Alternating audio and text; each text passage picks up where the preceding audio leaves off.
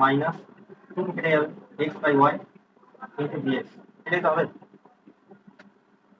এটাই তো হবে কি minus x by y into dx. X by y মানে আমরা কি করব, x by y, x by y লম্ব 2 বাই লম্ব মানে কট কট আলফা। তাহলে এটা হয়ে যাবে কত, ভি ওয়াই সমান কত হবে minus cot alpha into dx.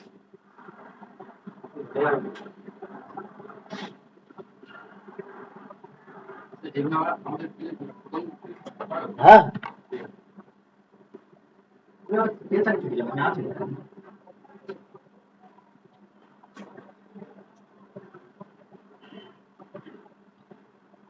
তাহলে এটা আমরা ধরেছি এল, এটা ধরেছি এক্স, আর এটা ধরেছি আমরা ওয়াই। তাহলে এখান থেকে আমরা পেয়ে যাবো কি L square equals to X square plus Y square. এবার টি এর সাপেক্ষে অবকল করে পাই, কল করতে হবে বুঝলে, কল করতে হবে।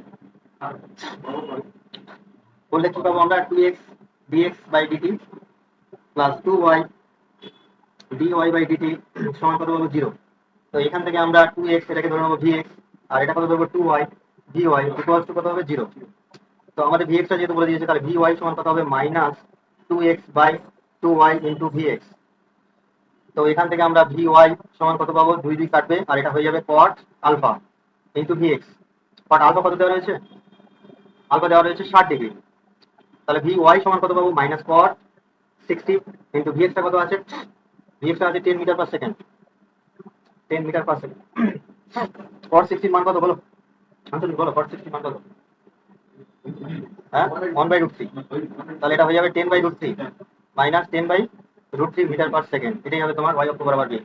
তাহলে অ্যান্সার কোনটা হবে বলো, 10/√3 কোনটা হবে বলো, 10/√3 করলে কত হয়, 5.8 হবে না। তাহলে এটা হয়ে যাবে কত, হ্যাঁ 10/√3 মানে কত হবে, 10/√3 মানে অ্যাপ্রক্সিমেট হয়ে যাবে 5.8 মিটার পার সেকেন্ড। আর এটা হবে অপশন এ।